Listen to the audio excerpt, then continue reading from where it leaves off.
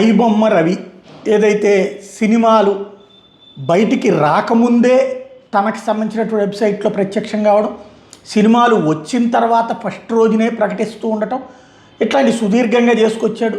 తన వెనకాల పెద్ద నెట్వర్క్ ఉంది అన్నటువంటి ప్రచారము జరిగింది.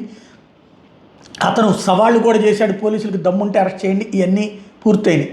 ఇప్పుడు వచ్చేటప్పటికి కీలకమైనటువంటి అంశాలు వెలుగులోకి వచ్చి అరెస్ట్ అవ్వడం, జైలుకు వెళ్ళటం. జైల్లో ఎన్ని రోజులు ఉన్నాడు?